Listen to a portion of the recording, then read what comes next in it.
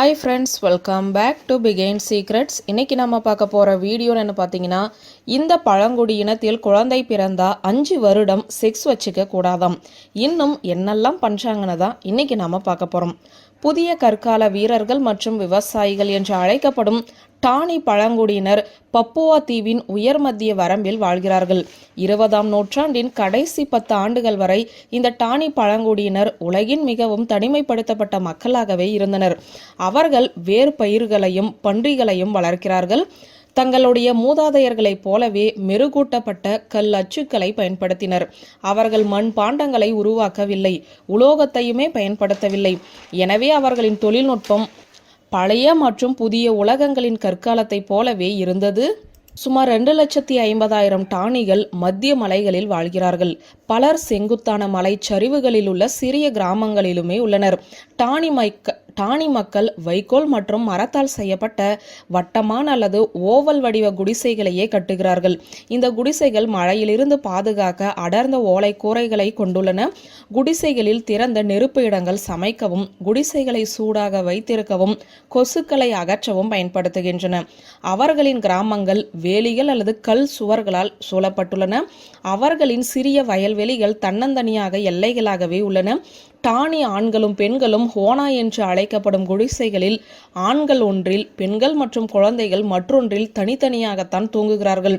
பழங்கால மரபுகளின்படி குழந்தை பிறந்த பிறகு 2 முதல் 5 ஆண்டுகள் வரை செக்ஸ் தடை செய்யப்பட்டுள்ளது. இதன் விளைவாக டானி குறைவான ஆனால் ஆரோக்கியமான குழந்தைகளை வளர்க்கிறார்கள். ஏனெனில் பெண்கள் தங்கள் குழந்தைகளின் வாழ்க்கையின் ஆரம்ப ஆண்டுகளில் அதிக கவனம் செலுத்துகிறார்கள். இன்று பல டானியர்கள் கிறிஸ்தவர்களாக இருந்தாலும் இன்னும் இருக்கும் பலதார மனத்திற்கு இதுவும் ஒரு காரணம். இந்த டானி ஆண்கள் தங்களால் இயன்ற அளவுக்கு அதிகமான மனைவிகளை பெற அனுமதிக்கிறார்கள். ஒரு ஆண் தான் திருமணம் செய்ய விரும்பும் பெண்ணின் பெற்றோருக்கு 4 to 5 பன்றிகளை கொடுக்க வேண்டும். இதுதான் அவர்களுடைய கலாச்சாரம். டானி ஆண்களை பொறுத்தவரை அவர்களுடைய சமூக அந்தஸ்து அவருக்கு இருக்கும் மனைவிகள் மற்றும் பன்றிகளின் எண்ணிக்கையால் மட்டுமே மதிப்பிடப்படுகிறது. டானி கலாச்சாரத்தின் முக்கிய விழாக்களில் ஒன்று பன்றி விருந்து. இது திருமணங்கள், இறுதி சடங்குகள் அல்லது பிற முக்கிய நிகழ்வுகளுக்காக நடத்தப்படுகிறது. 1 அல்லது அதற்கு மேற்பட்ட பன்றிகள் வில் மற்றும் அம்புகளால் பாரம்பரிய முறையில் கொல்லப்பட்ட பிறகு பாரம்பரிய மண் அடுப்பில் சமைக்கப்படும்.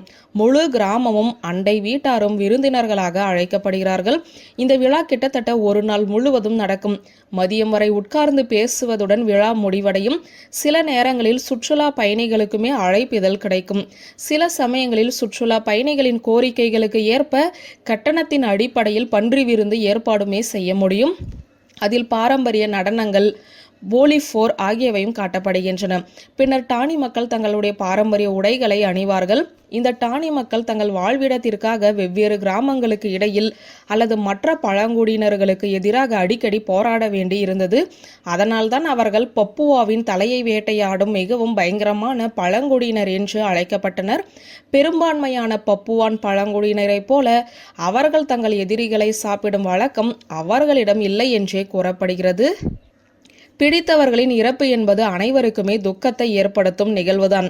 நம் கலாச்சாரத்தில் பிடித்தவர்கள் இறந்தால் அழுவோம். ஆனால் டானி மக்கள் மிகுந்த வினோதமான கலாச்சாரத்தை கொண்டுள்ளனர். இந்த பழக்கம் ஏன் பெண்களுக்கு மட்டும் ஒதுக்கப்பட்டது என்று தெரியவில்லை. தங்களுடைய குடும்ப உறுப்பினரோ அல்லது குழந்தையோ இறக்கும்போது பெண்கள் தங்கள் விரலின் நுனியை வெட்டி கொள்கிறார்கள். விரல் வெட்டுவது இறந்த நபரின் அமைதியற்ற ஆவியை விலக்கி வைப்பதாக நம்பப்படுகிறது. அதே போல துக்கத்தின் வலியையும் குறிக்கிறது.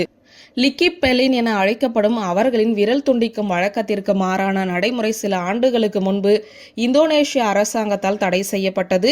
இருப்பினும் இந்த நடைமுறை இன்னும் ரகசியமாக தொடர்கிறது என நம்பப்படுகிறது. வியூவர்ஸ், இந்த வீடியோ உங்களுக்கு பிடித்திருந்த லைக், கமெண்ட், ஷேர் பண்ணுங்க. நன்றி.